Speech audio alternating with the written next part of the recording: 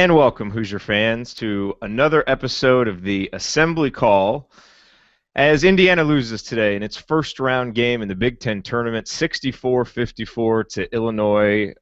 Yet another depressing chapter in Indiana's Big Ten tournament history, and a rather depressing conclusion to a Big Ten season that really was encapsulated in a lot of ways in the second half of this game. Usually Indiana came out at the start of games, or at the start of second halves, playing very poorly. Today they actually went on a 6-0 run, grabbed a lead, played with energy, played smart, and it looked like, hey, maybe some of the things that have plagued us all year, we can correct those here in the Big Ten tournament. And then the rug kind of got pulled out from us from there. Illinois retook control of the game. We kept turning the ball over and just didn't really give ourselves a chance from there. Illinois ends up winning going away, like I said, 64-54. And we're going to break it all down. I already see a lot of your questions coming in. If you want to ask us a question, tweet it with the hashtag AssemblyCall, or you can go to the YouTube video. If you go to assemblycall.com/live, and if you hit the YouTube video, you can do it on the YouTube page too. So leave us a question there. We will get to it. It's just Ryan and I today. Andy's working. I'm now kind of wondering why I worked so hard last night to get ahead in work so that I could watch today's game.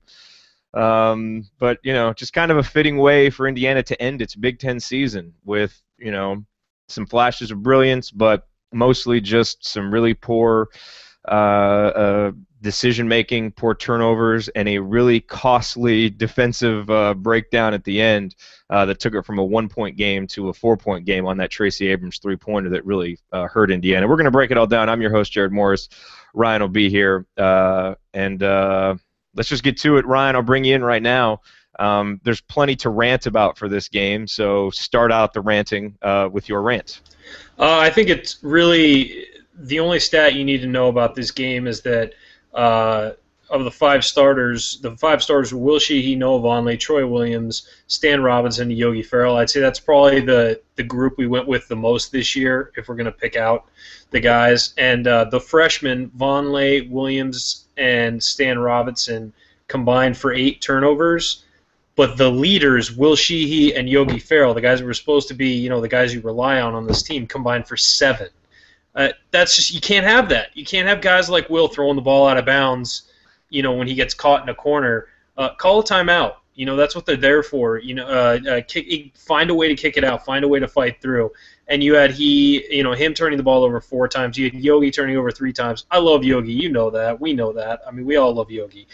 But his interior passing today was horrendous. It looked like he had never thrown a pass to anybody in the lane before. And so when you've got those 2 guys you're supposed to rely on turning the ball over 7 times between the 2 of them, you're going to lose. And you cannot have that. You cannot do that. And you can't have guys you rely on screwing up like that if you want to win against a competitive team that's been playing well. Illinois has been playing well lately, and you can't just turn the ball over and expect good things to happen for your team. So the fact that Yogi and Will combined for that many turnovers, I mean, you expect the freshmen to combine for turnovers, but not Yogi and Will. So that's really, I think that's the story of the game. We didn't shoot particularly well inside the arc or in the second half outside the arc. But I think the turnovers were the big deal. I think there were plenty of opportunities for IU to take this game and take hold of it. And, it seemed like turnovers just continually killed us. Yeah, I mean, turnovers were the story of the season. They're the story of this game. There was a point, and I tweeted it out, where Indiana's turnover percentage was actually higher than its field goal percentage. I mean, let that sink in for a little bit.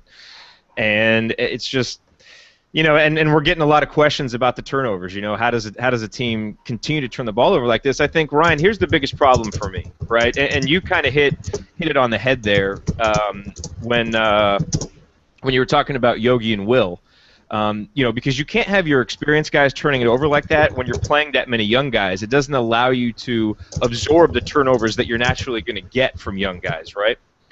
And so that was such a big problem for this team, is that, Yogi and Will, for all the great things that they did, they really took Indiana out of offensive flow sometimes with turnovers. And, Ryan, here's my biggest concern, and I want you to address this, which is the problem never really got better. I mean, this was a problem from the beginning of the season, and I mean, here we are, the final game. There was that little stretch there during in the middle of the Big Ten season where it seemed like we started to get the turnover thing under control a little bit.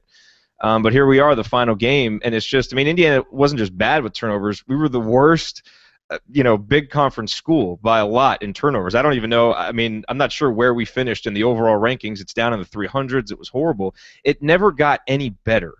And I think you hit the nail on the head somewhat when you said, hey, sometimes you got to sit guys down, make it unacceptable from a coaching perspective that, to turn the ball over like this. That rarely happened. Where else do you place blame, responsibility, accountability for this problem that plagued Indiana all year and never got better? Well, we've talked about it before that with so many young guys who've never played together, it's really hard to get that, to get them to coalesce like that, and it really never happened all year. I agree. I think that I don't know what you can do. You can bench guys, but at times, do you really want to bench Will Sheehy for that long, given what he gives you on defense? Do you really want to bench Yogi Ferrell, given that he's your best shooter and your primary ball handler? Plenty of the freshmen sat down for long stretches of time, but at the same time, that didn't really solve it because the guys who replaced them were turning the ball over too. So, I mean, that's the one thing that this offseason, this program has to figure out a way to change it. I mean, this summer needs to be about a few things. Stan Robinson needs to work on his free throws and his jump shots, so does Troy Williams, and the entire team needs to stop turning the damn ball over because you can't win games if you do that. You're just giving possessions away, and when the offense has struggled as much as it has, when you add turnovers, you're backing yourself into a corner and you're screwing yourself. I mean, there's no kind way to put that. So yeah, I just think that it's something that as a program they need to step back and analyze the way that they analyze deflections and things like that. They need to go next level on analyzing turnovers and figure out when they happen the most, how they happen, break it down statistically somehow, and figure out how to fix it. One thing this team did a lot of, and this is what young players do a lot of, is they leave their feet to pass. If you leave your feet, you should shoot the ball. There is absolutely no reason you should leave your feet to make a pass. And the problem is that so many times guys leave their feet and they have nowhere to go with the ball. And that's just a small thing, but you see it happen all the time with these guys. And it's something you just have to get better and smarter about. I mean, it's something that, the guys who have been here before learned. And so you think, okay, these guys are young, maybe they'll learn. But, when you've got guys playing high leverage minutes like that, they can't be doing that, and they cannot be turning the ball over as much as they did this year. Let's talk a little bit about the day in Noah Vonleh. You tweeted some strong opinions about that right after the game. It was, it was just an odd day for Noah. I thought in the first half, Illinois was basically doubling and triple teaming him anytime he got the ball in the post, even sometimes before he got the ball. And that combined, with his kind of inexperience in holding position and Indiana's just inability to make a post feed. And I have to say, some of the post feeds, there are two I can remember, one by Yogi, one by Stan Robinson. I mean, they were the kind of post feeds that would embarrass a junior high team. And like I tweeted, Yogi's better than that. Freshmen like Stan Robinson, who is prone sometimes to bad passes, but I would expect a little better from Yogi, especially having played with a guy like Cody last year. But I thought early in the second half, Indiana adjusted a little bit, took Noah out of the post, let him face up some, and he was more aggressive, and he was able to get himself more involved in the offense. But still, Noah 3 for 9, he had 6 points, he only had 5 boards, he had a couple of blocks, but also a couple of goaltending calls, 2 assists and a steal. And I actually thought for large stretches of the game, the offense seemed to flow a little bit better without him on the floor, which is something that we've seen, and it seems like this team struggles really to incorporate him. I don't think that's something where you place blame on one single person. That's just something this team has struggled with. Noah sometimes struggles to figure out where he's supposed to go and what he should be doing, and the scheme doesn't help. There's a lot of reasons for that, but give me your take on Noah's game. Certainly, if this is the last game he plays in Indiana uniform, last Big Ten game he plays in Indiana uniform, it was not indicative of some of the great things that he's done as a freshman. But what do you think of Noah today? I really thought he had a tough game. I mean, I know I've been hard on Noah all year just because my expectations are so high. I was hard on Cody Zeller for 2 years. And I think that it's a lot of the same complaints. I think that he's not developed yet. And I mean, that's why he's 18 years old. I mean, you can't expect him to come in and win Big Ten Player of the Year and be the best player on the floor. Talent-wise, I don't think there's anybody in the Big Ten that's really better than him, maybe at his same level, but there's nobody above him. The problem is that it's the little things. It's getting post position. It's not turning the ball over on errant passes, things like that. I mean, Egwu is an okay post guy, but Noah Vonleh should dominate him. And he had, he just didn't today. I mean, he's a phenomenal, Noah's a phenomenal rebounder. We've talked about that. But the rest of his game is just lagged so far behind offensively. He's just so not polished. And I know a lot of people are on Twitter. I'm having discussions with people about, they're saying, oh, well, he's a top 10 pick, so he's going to go. Well, you know what? Money-wise, the difference between being number 10 and number 3 is immense. So if Noah's smart, he'll come back and become that top 3, top 4 pick that we all know he can be. He's not this year. He's just not. I mean, the fact that he could barely get post position against guys like Egwu and Rayvonte Rice was on him a few times. I mean, he couldn't hold them off. And I tried to tweet this out, but it didn't take. Devin Davis at one point had a beautiful post, got great post position, sealed a guy, backed a guy down, held him off for like 4 seconds, got the ball, turned around, went in the lane, and made a basket. I really hope Noah was watching, because Devin Davis was textbook with his post position and the way he got it.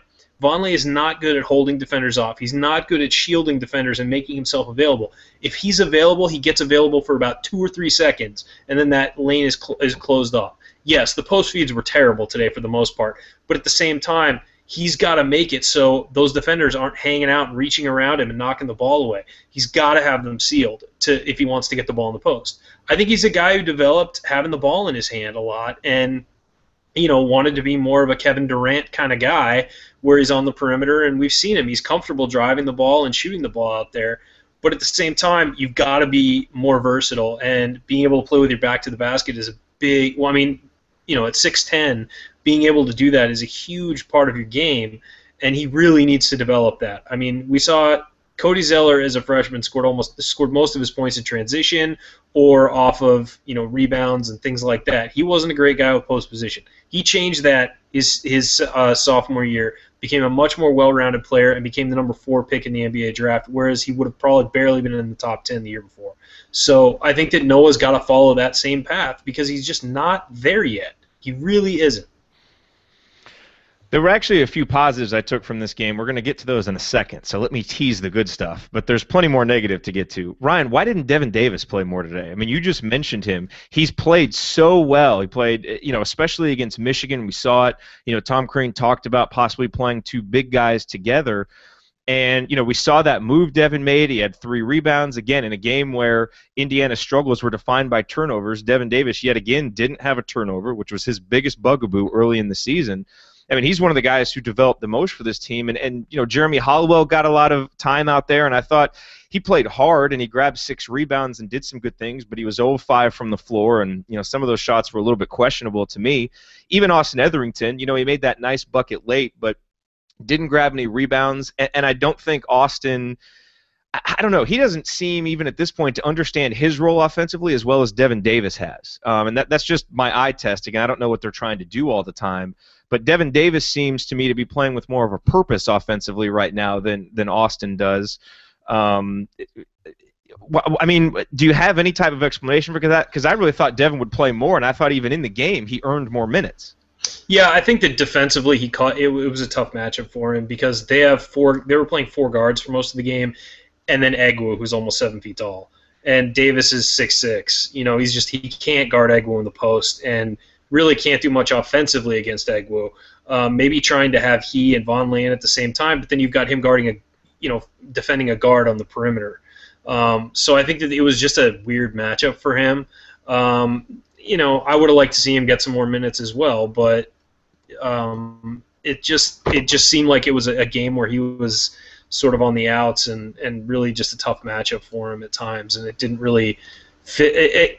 I think it would have fit his style of play, But the problem was the lineup they were sending out had 4 guys who could handle the ball on the perimeter who would have probably driven right by him. He's not there yet defensively to be able to defend guards and quicker guys. So I think he will be eventually, but he's just not there yet. And I don't think that in the post he had a couple times where he got one of those guys on his back in the post and did some things, but I don't think that he could have done much offensively against a guy like Egwu if Egwu had been in there. So I just think it was a rough matchup for him. But you can see by the minutes he was getting over the last few weeks that the coaching staff has definitely started to have more confidence in him, which is a positive. All right, so we've got a question in here. This is from Riley Rowdy 24. How do you guys see the team playing next year with new guys? This is a good day, I suppose, to start looking forward. Also, what is your predicted lineup for next year? Here's why I wanted to bring this question in now, because it leads into really the one positive that I took from today's game, which was Troy Williams' play. Not a perfect day by any means, and Troy continues to struggle on defense, but he again was efficient on offense, 4 of 5. And his awareness off the ball continues to impress me. His ability to cut and get himself layups, to not force shots, even made a 3-pointer today, which was nice to see. Now, Troy did have 3 turnovers and, unfortunately kind of set the tone for the game by turning it over on Indiana's first 2 possessions. But from there, I thought played much better. You don't see kind of the wild and crazy turnovers from him like you'll see from Stan Robinson. He's the other guy I want to talk about, Ryan, because as you tweeted out a couple times during the game, I think, slow down, Stan. And Stan only had 3 turnovers on the game, but that's only because, wild-ass shots that he takes that are rejected hard into the floor, those don't count as turnovers. They count as blocks.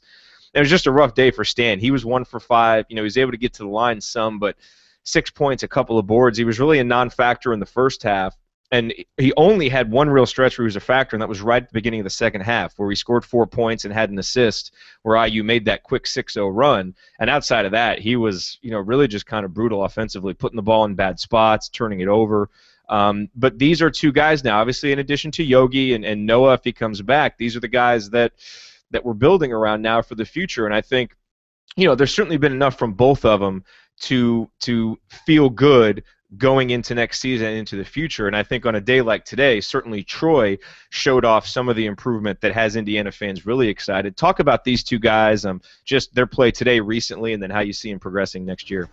Yeah, I think Troy's been great over the last few games. It seems like things have really clicked for him. He's not trying to do too much offensively. He's sort of attacking the rim and doing the things he needs to do. And then occasionally we've seen him hit some threes. I mean, that's something that wasn't a part of his game a few months ago.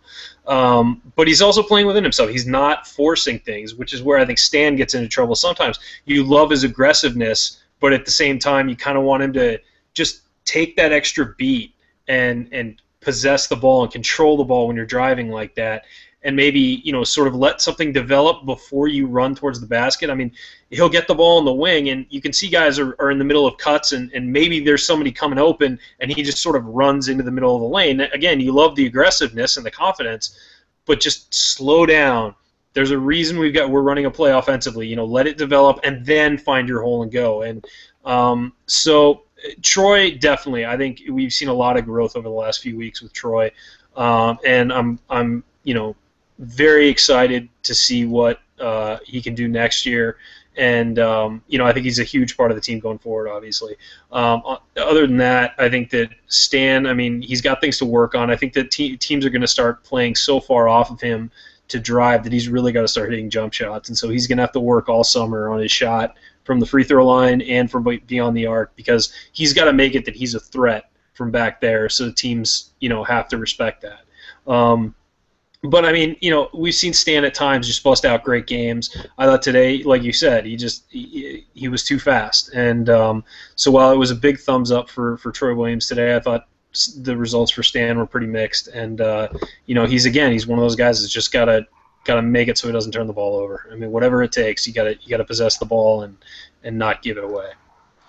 So, and obviously we want to talk about some of the other guys who are coming in next year, but we'll delay that a little bit, because here's what I'm thinking as we're talking about this, Ryan, is that you look, obviously we're expecting these guys to improve, and hopefully with an offseason they improve their skills, all these types of things. I'm watching this game today, and certainly by no means have we been anti-Tom Crean on the show, and probably have been, generally more supportive, I think, than maybe most IU fans. But, I don't know. It's concerning to me to see the turnovers continue. It's concerning to me, or in those last couple minutes of the game, we need to start getting some shots quickly. It looks like it takes us 10, 12 seconds once we get the ball down the court just to figure out what we're going to do. If this team ever gets into a half-court situation, they really seem like they struggle to adjust, like they struggle to know what they're going to do. We saw at the end defensive communication issues that seem relatively basic. I mean, you just leave Tracy Abrams for a wide-open three. There's times where guys are kind of running around on defense, not quite sure where they're supposed to be. So, and I guess even just to play devil's advocate, Ryan, I mean, these are kind of systemic issues. These are things that I know we were young this year, but not so young that we can't get better at these things throughout the season. They just seem to be things that didn't improve. So how concerned do you think IU fans should be going into next year? We project all, this growth, and we're going to be better, and we're not going to be as young anymore, and I agree. And so we'll naturally get better at some of those things, but there's still, I think a lot of IU fans are concerned about the lack of improvement this year, and I think in some cases it's warranted. And some of the things I saw today, certainly they didn't do anything to alleviate some of those concerns. Legitimate, overblown, what do you think?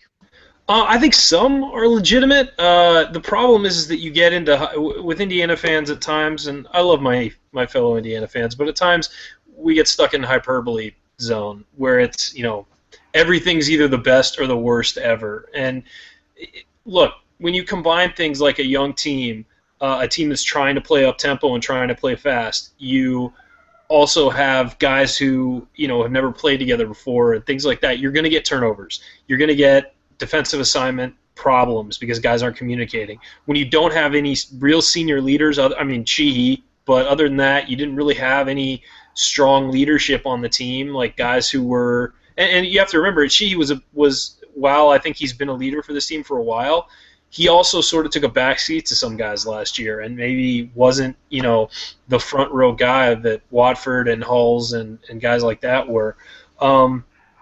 So I think that the problem is that you've got so many factors working against you for that cohesiveness to take place, and I think it just all sort of combined to really create a terrible situation at times. Offensively, you've got, all these guys are running the offense for the first time.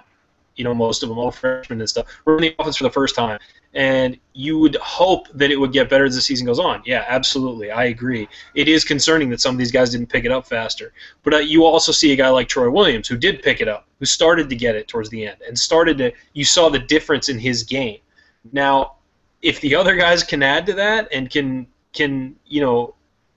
sort of take the same growth spurt over the summer, it's going to be a different team next year. The problem, again, like you said, there's so many communication issues on the court and things like that.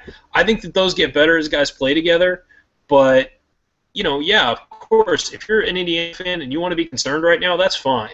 But tone the hyperbole down is the only thing. We won the Big Ten title outright last year and lost it everything, basically. And this was going to be a tough year. It was going to be up and down. It was going to be hard to watch. And so, hopefully these things aren't systemic and they do start to improve as these guys play more together and spend a summer together and things like that. I think that if you want to start talking about, problems with the program, you start talking about that next year, not this year, because of everything that was going on with the program this year. Yeah, I do think there's some truth to that. And, obviously next year, no one's going to be able to say, hey, we won the Big Ten title outright last year. You get further removed from that. You can't really say that. And you got to, you can only have one transition year, so you've got to hope that whatever lessons need to be learned from this year, that they're learned. And, both, the individual guys, the young guys, and the coaches as well. You look at today's game, just some of the numbers. Indiana made 6 threes in the first half. They didn't make another in the second half. They finished 6 of 19. Indiana did assist on 15 of its 18 made field goals. That was a huge problem for this team early in the year. And that's one thing that towards the end of the season we started to see, Indiana do a better job of that, is assist on buckets. Now the turnovers still continued, but at least Indiana was able to get some more assists, get some more teamwork on offense. The Hoosiers were able to, honestly, at times they moved the ball really well. I mean, they did. They really moved the ball well. It was the problem where they got their turnovers was where they started driving into the defense and trying to kick out of it. And they were kicking out of it across the court. They were throwing horizontal bounce passes, which are never a good idea against a good defensive team like Illinois. And it was things like that. It was painting yourself into a corner and then trying to throw it across the court and things like that. I mean, stupid stuff, not systemic stuff. You know what I mean? Like, when they actually ran the offense and moved the ball, the offense looked okay at times. It just, it's a matter of guys sticking with the system and picking their spots to drive or to do things like that, and not just, going out on your own and doing your own thing. You've got to play within the team framework as opposed to being a one-on-one player. I think that's the problem. Okay, but hold on, because we don't see Wisconsin's guys just go outside the offense and start chucking passes all around. No, you're right. Turnovers. So so I agree with you. Some of that stuff is guys kind of going rogue and taking it, but that's also kind of part of this team's offense. At times. You've even heard audibly on TV Crean yell, "Stand, go get it," and the play is basically just stand, take it to the bucket. Absolutely. I think, not to cut you off, but I want to jump in. Absolutely, you're absolutely right. That is part of the offense. The problem is knowing when to pick your spots, and guys just have to figure it out. Know when is the right time to go. I was talking about stand earlier. Let the inside clear out before you drive. Don't drive into, if guys are cutting through there, don't drive into there. That means if two guys are cutting through the paint, you don't drive into it, because then there's 3 or 4 defenders right there. You wait till they clear and you go. Okay, but do guys have to figure it out, or do they need to be taught? I agree with you. You figure some of that stuff out, but you also have to be taught some of that stuff. And again, to your credit, you said this earlier. Maybe the staff need to use the bench a little bit more this year when you turn it over to make sure that's known that that's not acceptable. And Andy has talked about that, in the past. And again, the problem for this team is they have the stretches of good play where the ball movement is good, and then they just have the turnovers came in bunches. That was the problem. It's not like they were kind of sprinkled throughout.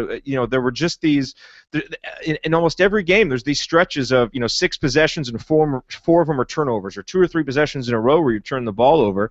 And it not only does it kill any momentum, it allows the other team to build momentum, and you're always fighting this uphill battle. Anyway, I don't need to preach the negativity of turnovers, but again, this is where I come back to, look, I understand the youth and all the different reasons for the turnovers, and even that playing at a fast pace, you're going to turn it over more, and so we have to get used to some turnovers. That's all fine. But at some point, you got to figure out a way to stop that somehow, to stop the bleeding. Now, let me ask you this. We know one of the biggest problems for this team this year is a lack of outside shooting. You've got Will, who can hit a spot up 3. You've got Yogi, who can knock down a 3. And really outside of that, except for, Troy Williams suddenly finding his three-point stroke here late in the season, you don't really have anybody that you can rely on. And to me, last year, we'd see guys kind of flying into the lane.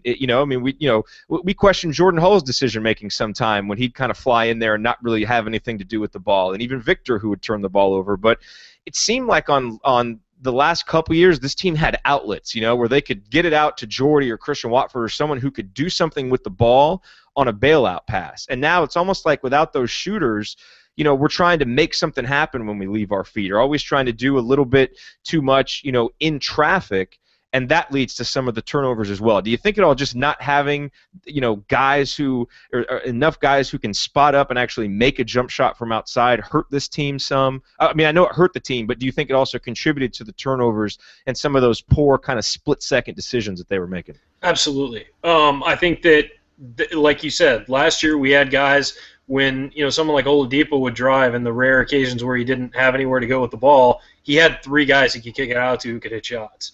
When Zeller would get the ball in the post, if he didn't have anything or he got doubled, he had guys he could kick it out to. This year it's pretty much Yogi and nobody else. And Yogi's getting double teamed off screens and things like that, and people are over helping because they know he's just going to try and shoot a 3. So yeah, that spreading out, when you've got a team that loves to drive as much as Indiana does, and where driving is that big a part of the offense, you've got to have somebody to spread the floor. or else everything closes down when you do drive. And I think that these guys just aren't comfortable from beyond the arc, and they're not there yet. They need to get there if this team's going to be successful. You can have that kind of growth, but it's about working at it and getting better at it. But yes, this team needs shooters, and hopefully some are coming. Well, I mean, we definitely have some coming, unless all the scouting reports of James Blackman and Robert Johnson and Hetzel are wrong. All three of those guys should be able to bring shooting next year, which is good. Now, again, it's one of those you may solve one problem and have another one created if Noah leaves, and then of course without Luke Fisher, basically you're stuck with Hunter and Devin Davis down low. But that's something to address at that point. Now, Ryan, really the question is what's next for this team this season? I mean, the shows, it kind of feels like a, end of season kind of post-mortem type show, but there may be another game. I don't know if that's a good thing or a bad thing that we have to watch this again. But, Indiana may make the NIT. We don't have Andy here. Do you think at all that Indiana's on an NIT bubble? And I say that for a couple of reasons, because now we clearly have to be behind Illinois in that pecking order, I would think, without looking at the records. And I believe I saw yesterday there were 7 or 8 regular season conference champions that lost in their tournament, and the NIT automatically takes those teams. So you would certainly think, benefit of the doubt, if you're even with somebody, the name Indiana is going to get you in. But, Indiana's RPI was in the 90s. How is Indiana on the NIT bubble now? No, the NIT will fall over itself to take Indiana because of they think that fans will travel. I mean, that's what it comes down to. I have not read anywhere. Pretty much everybody thinks that as long as Indiana finished over 500, it would go to the NIT. So we did that. Yay, everybody. We were above 500. No, we'll go to the NIT. There's no question in my mind that we'll be there. The question is what our seed will be. Some people were saying with a loss today they might drop to a 5 seed, which means they'll have to play on the road. I think the NIT will do whatever it can to have a game at Assembly Hall, but that's just me. We'll see what happens. I don't, people don't pay as close attention to the seedings in the NIT as they do to the NCAA. So if we got a home game, I don't think there'd be much outrage. Plus, they could fall back on the fact that we beat some top 25 teams this year and things like that, and played in a big conference. So we might get the benefit of the doubt over some smaller schools. Last year Kentucky obviously was a team that had high expectations coming into the year, and they went to the NIT and were so demoralized that they lost playing 1-on-5 to a single man named Robert Morris. Do you think? Nice. Yeah, that's my dad's name also. So it was a happy day in our house that my dad beat Kentucky. But how do you see this team potentially playing in an NIT situation? I mean, it was a little bit concerning. I thought that Indiana came out so flat today early. I mean, they were down 9-0. Now, granted, they got it back and went on a 34-21 run, I think, into the second half before Illinois regained control and won it. But it really looked like. Well, here's the thing: is until some of those threes started falling, this team just looked a little flat, looked a little out of it, and the fact that they battled back, okay, maybe you can kind of push that off a little bit. But I was a little bit concerned. Ken Bykoff tweeted late in the game that before one of the last timeouts, I think at this point Indiana was only down 4-5. It said Indiana's body language looks like it's just waiting for the other shoe to drop. And again, that's one person's, interpretation of body language, which can sometimes be questionable. But the way Indiana ended that game, at least watching it on TV, it looked like there was some credence to that. Do you think this is the kind of team that can, now with 3 straight losses, can fight through that and do something in the NIT, or are we, is it going to be just kind of more frustration where the team kind of comes out flat because they didn't hit their goal of the NCAA tournament, and it could be a quick, one and done in the NIT for this team? No, I don't. I mean, they can win. This team is so hard to predict. I didn't think they came out flat personally. I think they came out just frantic and not. I would have rather had them come out a little less pumped up. I thought they were energetic. They just weren't focused. That's a Yeah. It seems like a bit of a I'm kind of bouncing around it there, but I thought that they came out and they were hustling. They just weren't mentally there. And playing. We've talked about this before, but playing a noon game is always hard on players. So you always. I mean, you never know what you're going to get in the first 5 minutes of that game, because Seton Hall was destroying Villanova to open the game. I don't know how that turned out, but they were destroying Villanova, who's trying for a 1 seed, and Seton Hall is not good. And they had an early game. So, I mean, you never know what's going to happen in those early games. I don't know. I don't think that this is a team that would just come out and tank it like Kentucky's did last year. I mean, those guys were all out the door to the NBA. So, it just felt like they didn't care. This team cares. It's just a matter of whether or not they can sort of, get over themselves, like the problems that they cause for themselves. So I don't know. I hate predicting for this team. I really don't. I really do. I mean, I have no idea what they're going to do. But I don't think this is a team that's just going to pack it in and tank it. I really don't think so. Yeah, the problem with the NIT is there's no top 25 teams in the NIT for us to play, and that seems to be who we've played the best against. Yeah, seriously. So that's an issue. Man, just a really disappointing performance today. Thank you for everybody who is listening and watching live. To kind of reset, I'm Jared Morris, your host here on the Assembly Call with Ryan Phillips. We're breaking down Indiana's Big Ten tournament loss to Illinois. All right, here's a question for you, Ryan. Here, you don't want to predict anything. Is anything good ever going to happen for Indiana in the Big Ten tournament? Because when Indiana, we didn't score for the first 5 minutes of the game, and I thought to myself, well, going scoreless for an entire game in the Big Ten tournament is about the only bad thing that hasn't happened to us in this event. So why not just get it out of the way now? I mean, that's how it feels sometimes, and I don't know. I mean, I don't know if there's any reason for it, but I mean, you see certain teams that do well. Like Ohio State seems to do well in the Big Ten tournament, and we don't. I mean, is there anything to that? Is there any reason why? I mean, it happens a couple times. You think, okay, that's kind of fluky, but this has been going on for a long time now that we just don't do anything in the Big Ten tournament, and even when it looks like we might win a game, it's snatched from us by miraculous shots. So, I mean, what the hell? Are we always just going to be star-crossed in this event? I think I read that 9 times the event has been held at Bankers Life, Conseco, whatever, and 5 times Indiana's been out in the first round. Good. I mean, will anything good ever happen for Indiana in the Big Ten tournament? My short answer, no. It's no. The season's over at the last regular season game, as far as I'm concerned. I mean, we made one run to the Big Ten tournament title game with Davis, right? The year with Jeffries, and when that team ended up going on to the title game, didn't that team make the finals or the semifinals or something? Honestly, I might be blocking that from my memory because of all the horrible things that have happened. But yeah, I think we were at the finals one year. Of course, last year we got the 1 seed and had to face Wisconsin, who in the second game, it was just the team that always beats us. I mean, it's ridiculous. Some teams, conference tournaments, some teams play really well for some reason. I don't know what it is, but we are not that team. It doesn't matter who the coach is, who the players are. We just seem to not do it. All right, well, let's make like Cubs fans and talk about how there's next year, because clearly there's really no more this year. And getting back to that question we got earlier about next year's lineup. So, Ryan, and you've been excited to address this because you mentioned it twice now in our chat, so I know you want to talk about it. But let's talk about next year's lineup. With Noah, without Noah, what's it going to look like?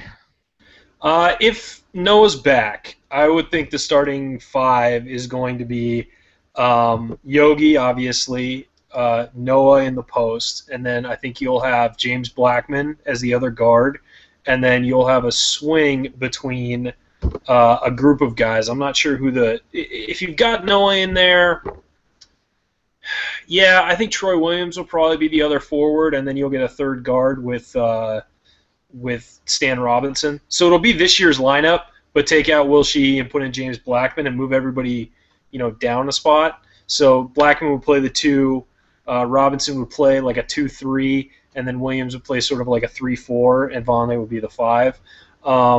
Blackman's a guy who can handle the ball. He's not a phenomenal ball handler, all world or anything, but he's a good ball handler, can help take some of the pressure off of Yogi in that way. But the kid can shoot. I mean, 25 feet and in, he is deadly. And he's great coming off of screens. He's great with ball, when he's got the ball in his hand, he gets a ball screen. He doesn't mind getting in and mixing it up in the paint. He's not phenomenal at that yet, but he's solid. But the big thing about him is that he's 6'3". So for the first time in a few years, we're going to have a taller shooter who can get his shot off against anybody. 6'3" and a little bit athletic, so he's got some bounce in his step and can get his shot off over people. That'll open things up for everybody.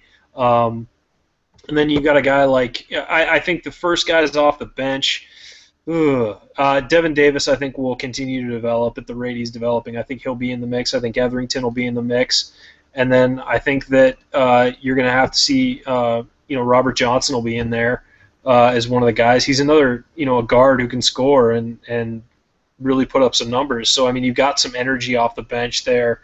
It's really, I think the fact that you're getting a shooter like Blackman is the kind of thing that can change an offense. Johnson's a shooter too. He's not a knockdown guy like Blackman, but he can shoot it too. And that's why if you get, Robinson and Williams both developing their jump shots, they don't have to shoot 40% from three. But if it's, in the even in the low 30s, they're guys you have to respect from out there. So I think that again, this offense just becomes so much more well-rounded with a guy like Blackman, and then with those other guys continuing to develop their jump shots, and with Yogi developing too. I mean, he's got to work on his ability as a pure point guard. He's got to work on his passing. He's got to work on when he gets in the lane, what he does with the ball when he can't get it up. All right, a tweet that at first depressed me when I read it, and then as I thought about it while you were talking there, I feel a little better about it now. Zach Osterman, lots of NIT talk in the IU locker room. Hoosiers definitely want that opportunity. Another comment from Noah Vonleh, this is from Zach as well, says he's not thinking about his future beyond the rest of Indiana's season. Clearly, any tweets about Indiana and NIT talk is depressing just because standard Indiana is going to the NCAA tournament. But I suppose, Ryan, to go back to the conversation we were just having, it's at least nice to see that the team wants that opportunity, that they're not just, thinking the season's over and like, oh, we can play in the NIT. I mean, it seemed, and I'm going off a tweet, so what the hell do I know? But I don't know. I guess that's at least a good sign that it seems like they want the opportunity to keep playing, and even that a guy like Noah's, focused and seems to, like the season's still on. I think sometimes as fans we get caught up in the fact that, Selection Sunday, we don't get to look for Indiana. We don't get to watch, plan a day that Thursday or Friday around a first-round game, all that stuff. But, for these guys, their season's still going. It's a chance for them to play, together, a chance to play again. And so I really hope that, what a tweet like that suggests to me, or what a comment like that suggests to me, is that the team is still excited, still has some fight in it to do something, because, man, there's a banner hanging in Assembly Hall for an NIT championship, and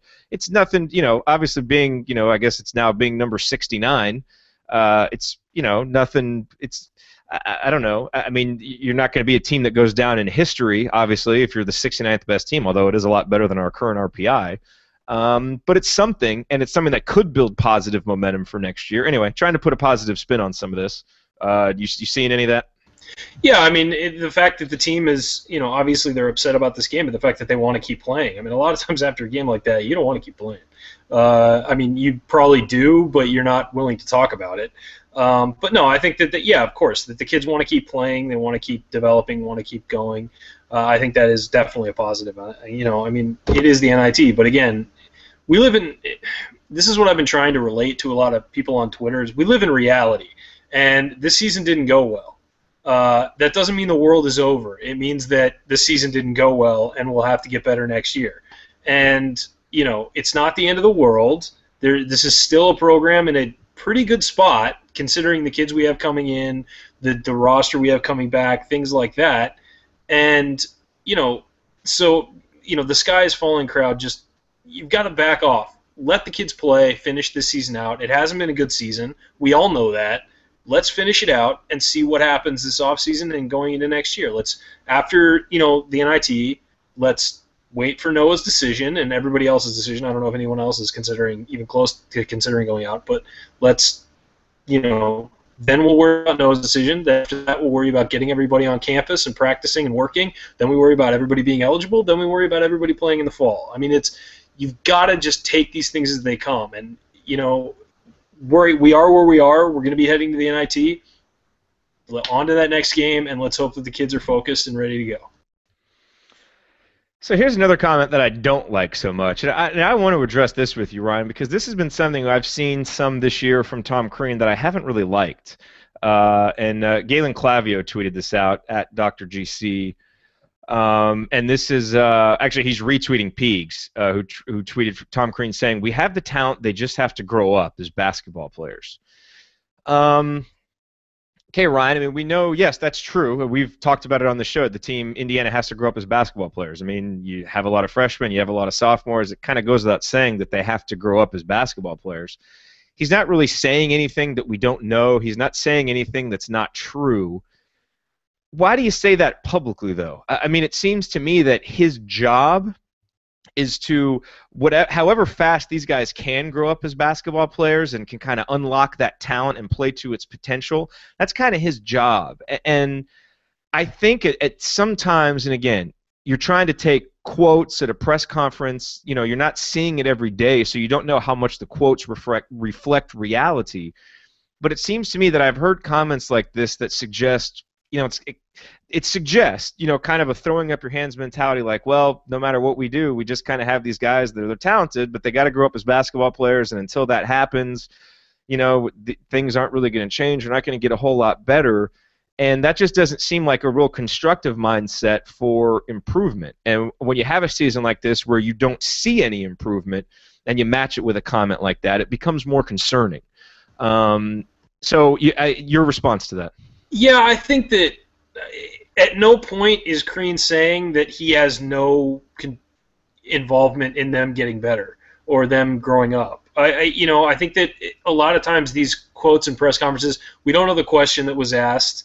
You know, maybe somebody was saying something. I mean, you know, this probably wasn't it, but I believe the actual question was, say something that Galen will retweet. I mean, that's what I'm thinking. But no, I think that you know, you've got to understand that he's answering a ton of questions in a row, and we don't know what the question was. It could have been something like, well, do you need to change up your roster or something like that? And he could have been saying, no, we have the players. They just have to get smarter and more mature. He's right. I mean, let's face it, he's right. I agree that maybe, I mean, I can see some people being like, oh, well, you know, he's just throwing his players onto the bus or something like that. That's just not the guy Crean is. I mean, anybody who knows him or has spent any time with him knows that's definitely not his intention. But he has been doing that this year. That's the thing, though. I don't think he's said it explicitly I mean, he's mentioned guys explicitly. And that's the thing, is I don't think he's done it in the past. And here's the irony, is that people used to get on him for that, and he's done it some this year with a younger team where it would seem like they might not be quite as well equipped to handle it, instead of kind of taking it on him. And I think that's the thing to me, is it just seems strange, because I feel like he's always done the other, and now we're seeing this year, which is kind of what I guess people had called for, but it just, I don't know, it seemed odd, and it seemed to me at times like he's backed away from accountability some and just said that circumstances are why this team's losing, instead of, you know, XYZ, you know, turnovers and this and that. So I don't know. I don't know. I mean, I think that this is also the first year that he hasn't had that sort of basketball IQ on his team. I mean, from day one, Jordan Hulls walked in. He was a basketball IQ machine. He did some dumb things at times, but that was because he was a freshman, you know. But he was always a smart basketball player. I think the guys he had out there this year just didn't display that kind of basketball IQ and maturity that maybe we've had before. Maybe it surprised him a little bit. I don't know. But at the same time, I don't think he's throwing them under the bus. I think he's just stating a fact. I really don't, like, it's different to say, oh, well, so-and-so really sucked tonight and it's his fault we lost, or he needs to make better plays or we're going to lose. It's different to say that than to say, yeah, these guys need to grow up. I think that's a pretty inane comment that I think will get blown up because Indiana fans like to do that. Certain specific people I won't name. But, you know, it's sort of like one of those things where he's right. The basketball IQ has to get better. The maturity has to get better. Whether that, he's not saying he's not involved in that process. He's not saying it's not my job to do that. He's just saying the basketball IQ needs to get better. And yeah, it is part of his job. I mean, it is part of his job to work on these guys getting them more mature. And maybe he hasn't done a great job of that this year. But at the same time, you know, the actual statement is a fact. Yeah, I mean, I suppose there's a certain amount of inanity to, you know, two guys on a Google Hangout analyzing a tweet of someone relaying a comment from a post-game press conference. You're insane. There's nothing inane about this whatsoever. So, but to make it a little bit more inane, I guess, what I would like to see from something like that, instead of saying we have talent, they just have to grow up, it's, we've got to help them grow up. We've got to teach them. We've got to, I don't know, it just... Yeah, make it, I get it. You want the quote to be more proactive. I understand that. And more, him saying, I need to do this. I get that. No, I totally get that. But at the same time, what he isn't saying is they need to do this on their own. He's not saying that. I think that's how it's interpreted.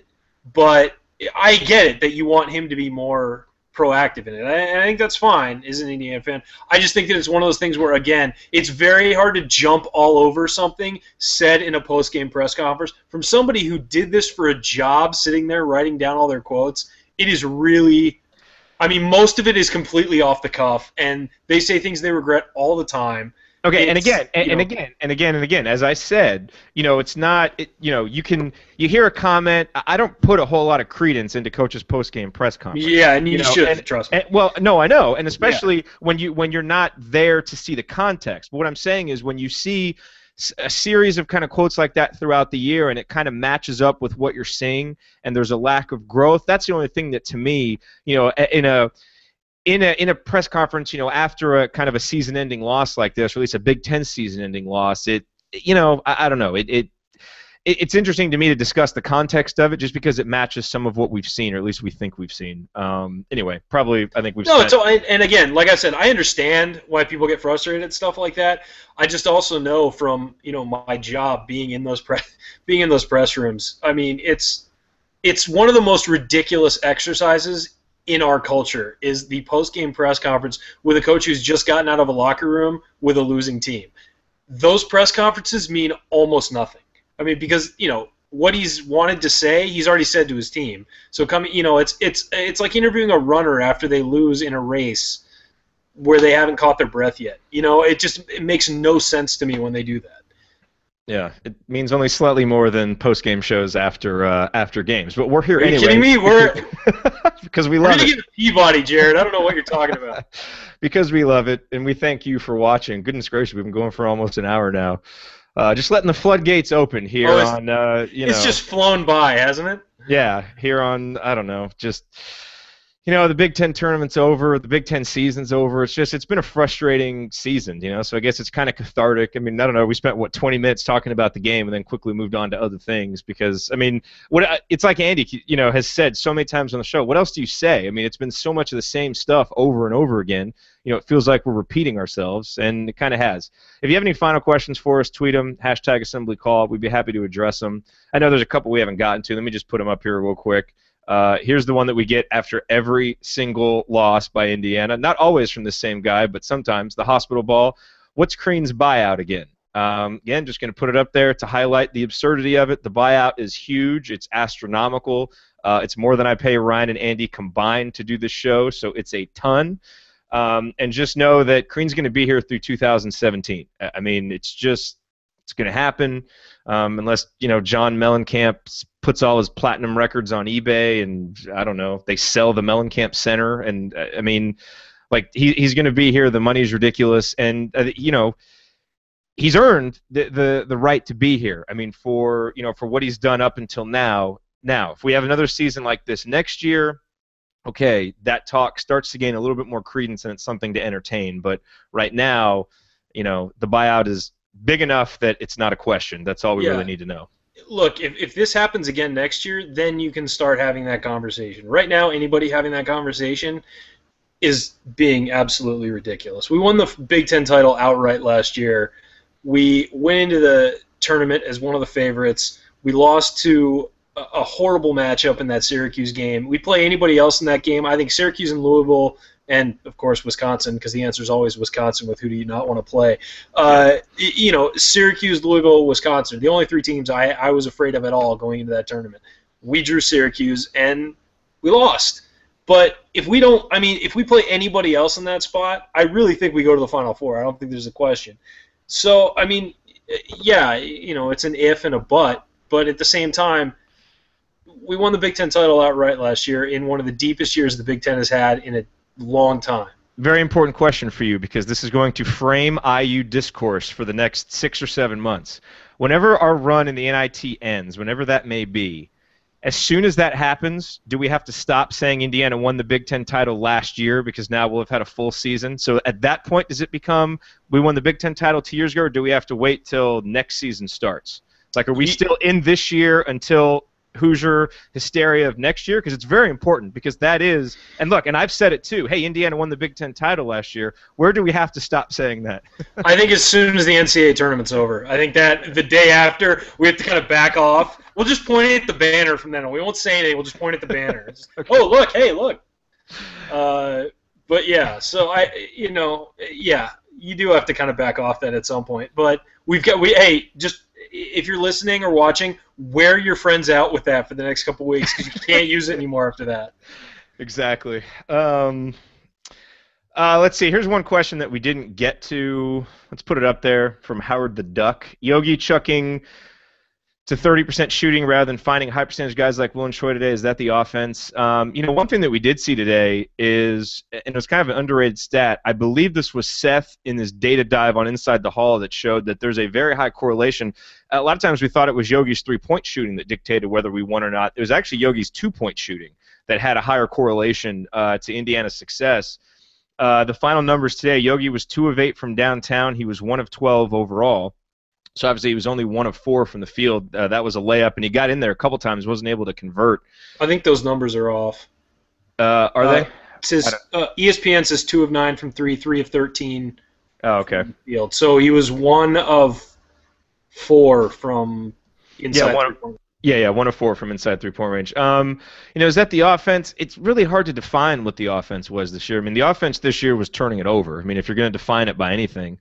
And when this team wasn't able to run it, they just really struggled in the half court. And there were, sometimes Yogi and Stan were able to drive and get it in there. There were a couple possessions today where Indiana looked great against the zone, and they worked the ball well, were able to do some good things, but it was never consistent. And so, again, we've given Yogi a big-time pass this year on some of his poor shooting performances because he has to score for this team to win. And it's so hard for this team to generate good shots in the half court that sometimes Yogi chucking a shot is the best we can do. Now, does he always make the best decisions in terms of shot selection? No, but I think it's been warranted to give him the benefit of the doubt this year. And then hopefully next year, as he grows into a junior and then eventually a senior and gets more mature, and hopefully the offense balances around him with James Blackman and with Robert Johnson, some of those guys, he doesn't have to do that, and he can pick and choose his spots a little bit more. Is that the offense? I guess to answer the specific question, that was kind of the offense this year. Was sometimes Yogi had to, especially in the half court, he had to just go get his, and on the games when he got it, we won. On the games like today when he wasn't able to get it, we lost. Unfortunately, that's just kind of what the makeup of this team dictated. Yeah, and I think if you look at the season as a whole, you can't. I mean, looking game to game with a group like this is really hard because they were so up and down. And one game Stan would be great, and Troy would be bad, and the next they'd switch. And Vonleh was great for a stretch of like 3 or 4 games, and then bad for a few. I mean, so you've got to kind of look at the season as a whole. And the problem for Yogi is that everybody else on the team was so unreliable, even Sheehy. She played great his last, let's say, like 4 or 5 games, but everybody else was so unreliable that he probably got into a pattern of, look, if I've got 2 feet, I'm going to shoot this, because that's been a big part of us winning this year, is me finally getting some room to shoot and shooting. Now, I do agree that he needs to get better inside the arc. I mean, he's got to get better about driving to the middle of the floor by the free throw line, maybe a little closer, and finishing from there, maybe getting the layups. I mean, I know he's shorter, so it's tough to really go in there among the trees and finish, but he's got to work on diversifying his game where it's not just three-pointers or bust, because that'll help open up other people. Whereas guys like Troy and Stan need to get better at shooting threes. He needs to get better at attacking the middle of the defense and being able to kick it out to those guys and finding openings. And so it's sort of, there are places for everyone to grow. Nobody's perfect. And, we love Yogi in here. But at the same time, he was a sophomore this year, and he was a sophomore who wasn't relied upon very much as a freshman. He started, but he was sort of the other guy. And so, next year is the year he really has to take a big step from sophomore to junior. All right. Well, we've gone here for about an hour. I got to get back to work. Let's go with some final thoughts. Indiana again loses today 64-54 to Illinois. A rather uninspiring way to end a rather uninspiring Big Ten season that saw a few ups, many lows, and ends probably as it should have with a first-round loss in the Big Ten tournament on a day where Indiana turned it over 16 times. Over to you, Ryan. You do your final thought first, and then I'll wrap us up. I just think that these guys, these young guys, they've got to realize. I think this whole team needs to let this loss sink in, and I tweeted this out that they need to let it sink in and let it hurt, and look at the tape, realize what they did wrong, and fix it. They could only have one more chance to show what they can do as a team, and they're playing for guys like Will Sheehey and Jeff Howard and even Evan Gordon. They're older guys. They're playing for those guys now, those young guys, because one loss and those guys' careers are over. So they need to rally around those guys and play hard so that those guys get to keep playing as long as possible. I agree with you, and I hope this team does. And I hope it sounds like from some of the things we're hearing out of the post game, this team wants that opportunity in the NIT. I hope that we get it. It'd be great if the team could play again at Assembly Hall, get a home game. Hang on real quick. We have one other thing to cover before we do this. The uniforms. We got to make a quick comment about the uniforms. I just thought about this quick in about 20 seconds. I thought I was going to hate them. I actually kind of liked them. I liked how it went back to the cream. I thought it was a little odd that Stan and Noah wore the bright white shirt underneath, which really showed the contrast. But I kind of liked them. I think they still had kind of a classic look. The Hurricane Hoosiers on the back was nice. I liked them a lot more than I thought I would. What do you think? Yeah, I thought I was going to hate him too. I really did. I don't, maybe just because I'm scared of change, but I fear change like Garth from Wayne's World. But I think that they actually looked okay on camera, on TV. I thought the cream was nice, but it was weird seeing a darker color on them, especially when guys had the white shirts underneath and the cream uniforms. That was kind of, I don't know. But no, I really didn't hate them, which is shocking because, like I said, I fear change. I know. I thought I was going to, too. Anyway, so a thumbs up for that. Yet another positive that came out of today. Other than that, hard to find positives from today. Just a rough loss for Indiana, 64-54 in a rough Big Ten season. So, like Andy has said, what else do we say? I don't know. We've pretty much said it all. I certainly don't have any brilliant little ribbons to wrap on top of the season, except that Indiana has got to find a way to stop turning the ball over. That's it. I mean, this team was pretty damn good on offense when it didn't turn the ball over. Unfortunately, it turned it over on 20-some% of its possessions, and that's just not a recipe for victory. We're not that talented to be able to overcome that, and we showed it this year.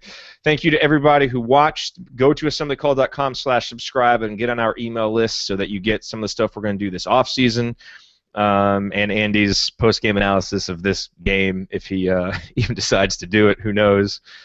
But yeah, thank you for a great Big Ten season watching us, and if Indiana does make it to the NIT, we'll be here with post-game shows after each one, and who knows, we might do some special edition shows during the NCAA tournament. Something. We'll see. Anyway, I'm Jared Morris, your host. Thank you for listening to the Assembly Call.